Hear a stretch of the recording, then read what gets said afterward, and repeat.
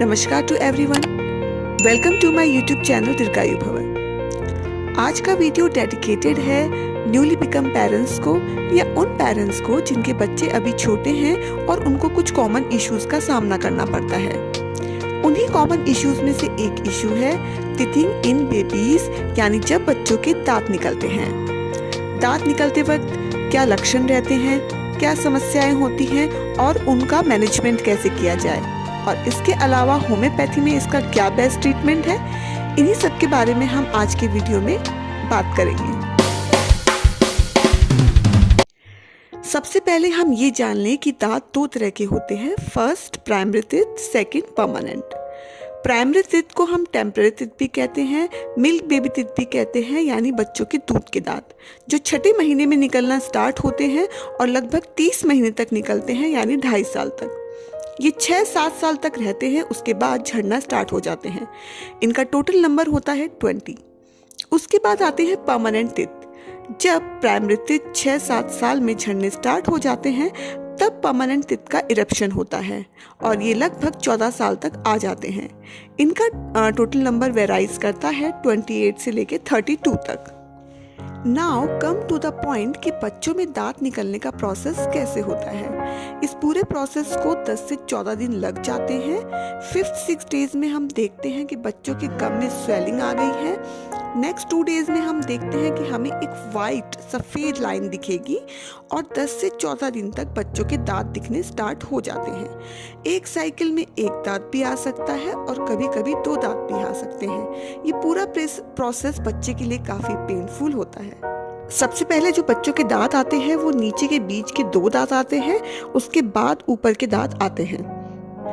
Normally बच्चों में 6 महीने से दांत निकलने का प्रोसेस स्टार्ट हो जाता है, बट अगर किसी बच्चे में 13 महीने तक दांत नहीं निकलते हैं तो उसको हम डिलेड डेंटिशन कहते हैं, यानी दांत निकलने में देरी। उसके कई कारण हो सकते हैं।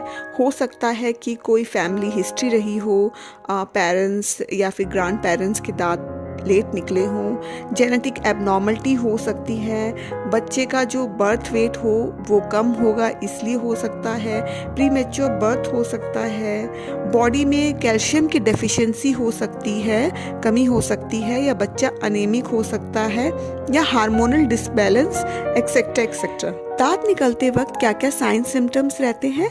सबसे पहले बच्चे के गम में स्वेलिंग आ जाती है। क्योंकि पूरा प्रोसेस पेनफुल होता है तो बच्चा चिड़चिड़ा हो जाता है, रोता है, रात को सो नहीं पाता, उसकी भूख कम हो जाती है, बच्चे के मुंह के आसपास रेड रैशेस हो जाते हैं, मुंह से काफ़ी लार निकलती है। पूरे प्रोसेस के दौरान कई बार बच्चे को फीवर भी आ जाता है, जो कि लो ग्रेड फीवर होता है, which is absolutely normal. But अगर आपको लगता है फीवर सबसाइड नहीं हो रहा है तो आप पीडियाट्रिशियन के पास जा सकते हैं, उसकी एडवाइस ले सकते हैं। इस टाइम पे बच्चों को इन्फेक्शन होने के चांसेस ज़्यादा रहते हैं क्योंकि वो नई चीज़ें एक्सप्लोर करते हैं और उनको सीधे मुंह में लेके जाते हैं। पेरेंट्स की कई बार ये भी कंप्लेंट होती है कि बच्चे को ग्रीनिश डायरिया हो रहा है, विच इज़ एब्सोल्युटली नॉर्मल, क्योंकि इस टाइम पे बच्चे के मुंह में काफ़ी सारी लार होती है तो वो उस लार को बार बार निकलता है, जो कि इंटेस्टाइन और स्टमक से बहुत जल्दी पास हो जाती है, जिसके कारण डायरिया होता है। ग्रीनिश कलर होने की वजह होती है बाइल जूस का प्रेजेंस होना, जो कि डाइजेस्ट नहीं हो पाता एम्प्टी स्टमक, तो वो उस स्टूल के साथ निकलता है। इस इरिटेबिलिटी को कम करने के लिए एज ए पेरेंट्स आप क्या कर सकते हैं।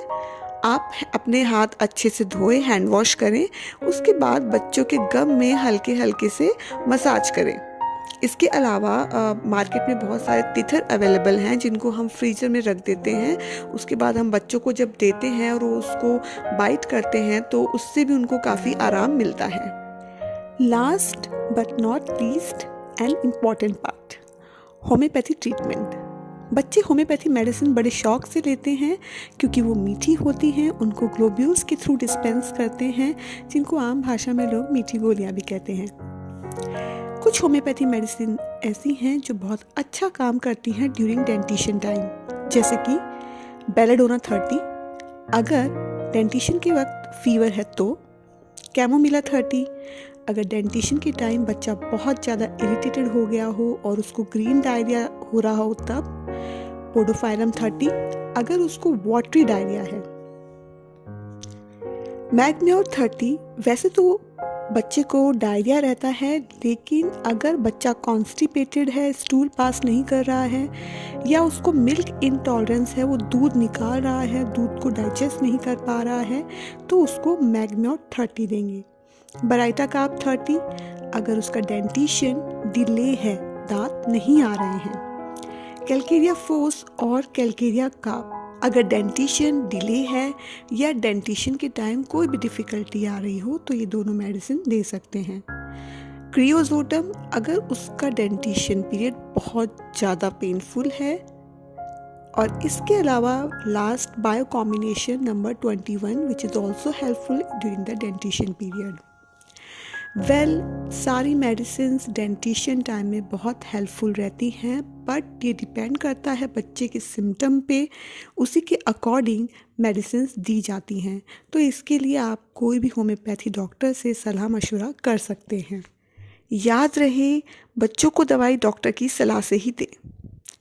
This is my last video of this year 2021 and sorry for making this video after a long time.